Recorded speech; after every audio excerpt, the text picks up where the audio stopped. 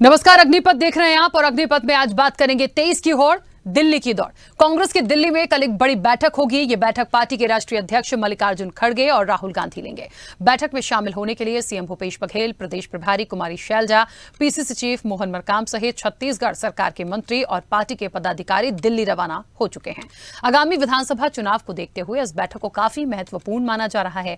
Mission 2023 को लेकर बैठक में कई अहम फैसले लिए जाएंगे, लेकिन बैठक के पहले इस पर राजनीति भी शुरू हो गई है। भाजपा प्रदेश अध्यक्ष अरुण साव ने तंज कसते हुए कहा कि कांग्रेस में सिर्फ टॉवल जैसी नौबत है। इस वजह से छत्तीसगढ़ में मामला नहीं सुलझा तो दिल्ली में बैठक करने जा रहे हैं। दरअसल पीसीसी चीफ ने कांग्रेस संगठन में फेरबदल करते हुए अमरजीत सिंह की जगह अरुण सिसोदिया को संगठन और प्रशासन की जिम्मेदारी सौंपी थी, लेकिन इस आदेश को निरस्त कर प्रदेश प्रभारी शैलजा ने बदलकर रवि घोष को प्रशासन की जिम्मेदारी दे दी। इस पर सीएम हाउस में भी मैराथन बैठक हुई और फेरबदल को लेकर चर्चा की गई। बावजूद इसके संगठन में नियुक्ति का विवाद अभी शांत होता दिखाई नहीं दे रहा है। कुल मिलाकर एक तरफ बात की जा रही है कि संगठन में जो फेरबदल हुआ उसको लेकर कोई बात हुई है और उसके बाद ये बैठक हो गई है। दूसरी तरफ ये भी है कि मिशन 2023 है, कुछ महीने बचे हैं, चुनाव बहुत नजदीक है, इसलिए भी ये दिल्ली बैठक है। क्या है असल में, लेकिन कहीं ना कहीं जो कुछ भी है बैठकें तो अब हो रही है। इस चर्चा को मैं आगे बढ़ाऊंगी, उससे पहले कुछ प्रतिक्रिया है वो आपको सुनाते हैं।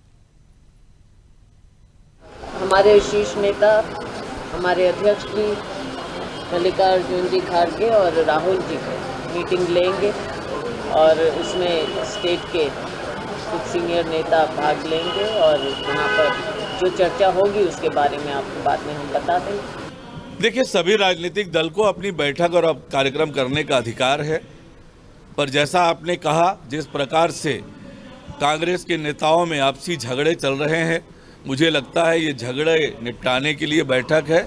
पर कांग्रेस में जिस प्रकार के सिर्फ टॉवल की स्थिति है और जनता में कांग्रेस को लेकर जो आक्रोश है, तो इससे कोई फायदा, कोई हल नहीं निकलने वाला।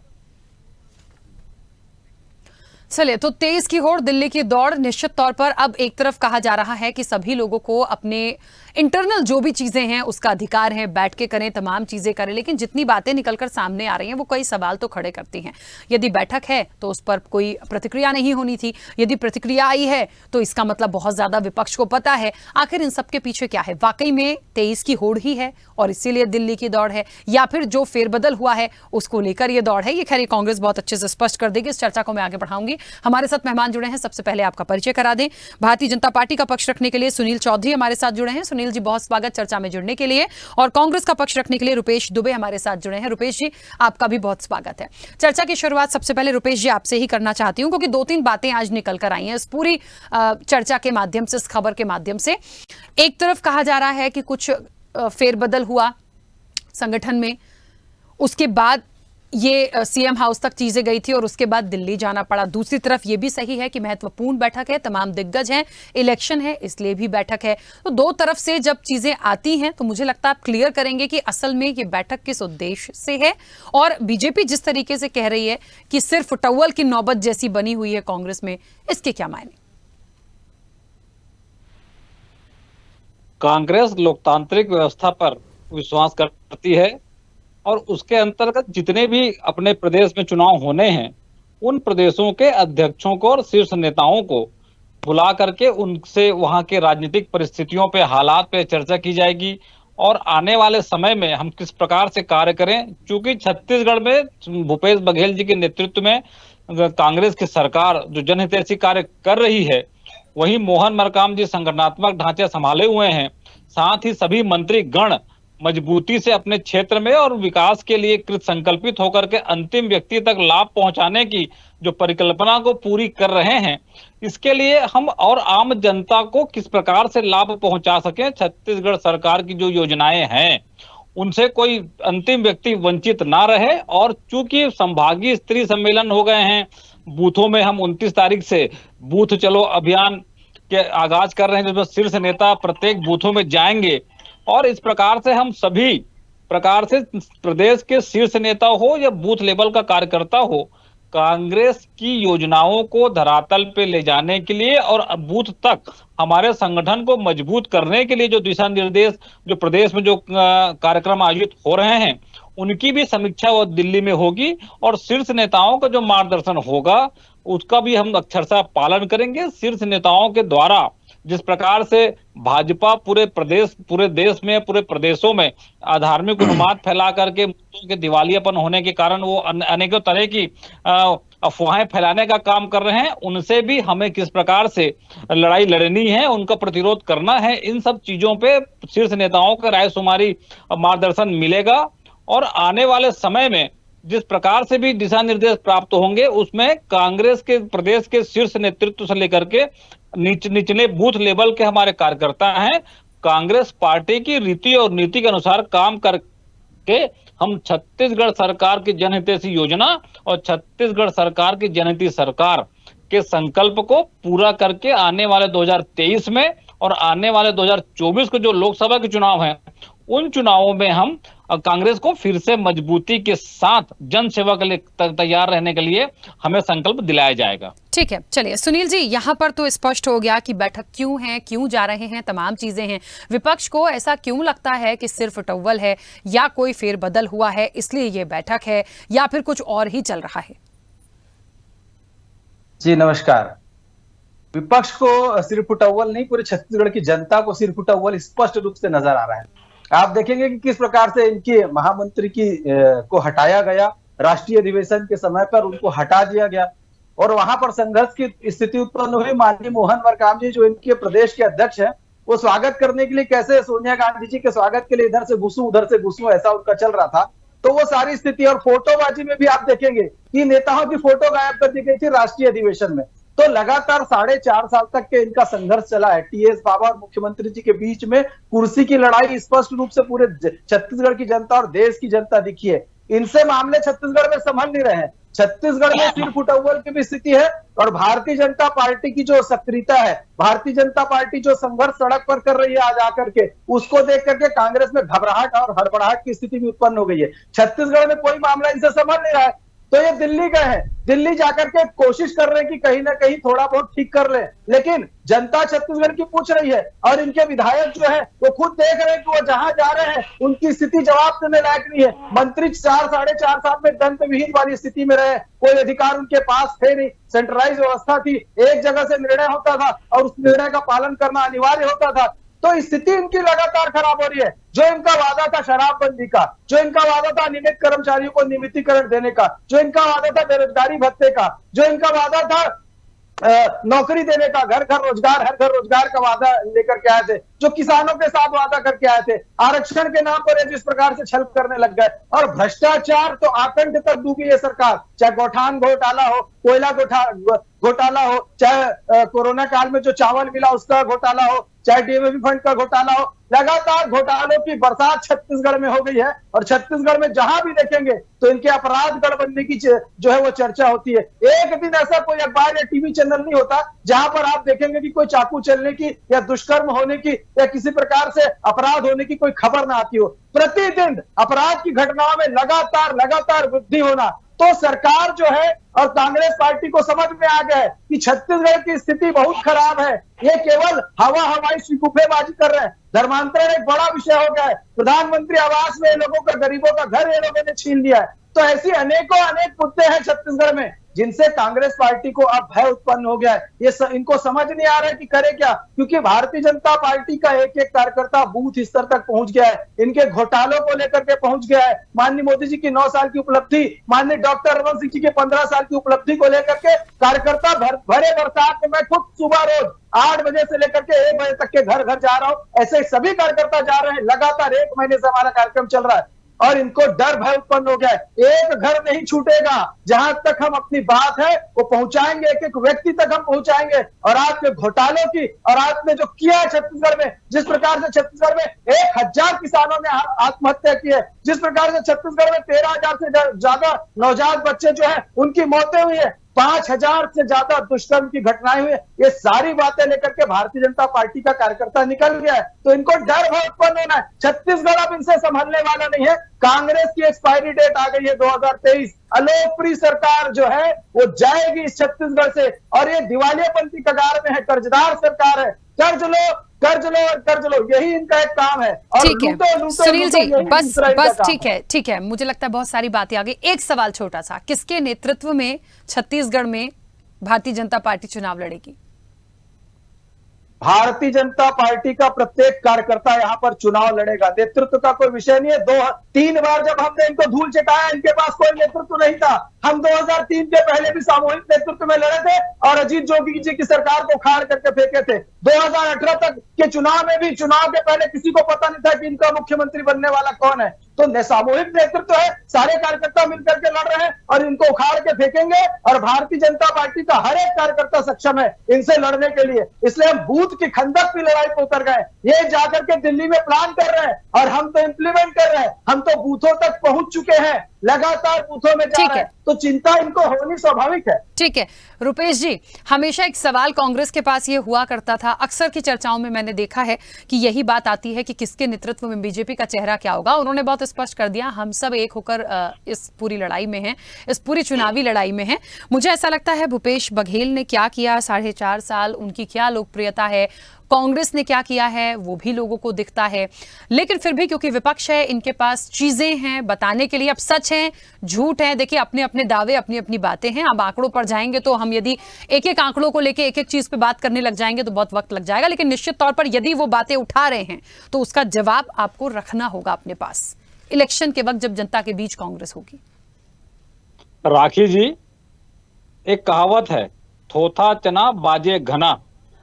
इनके 9 वर्षीय कार्यकाल में जिस प्रकार से आज भी देश की जनता 15 लाख रुपए कब खातों में आएंगे ये ढूंढ रहे हैं, 2 करोड़ लोगों को नौकरी कब देंगे ये पता कर रहे हैं। और सबसे महत्वपूर्ण बात बताना चाहूंगा, छत्तीसगढ़ में मुद्दों के दिवालियापन की कगार पर तो है ही भाजपा, नेतृत्व है।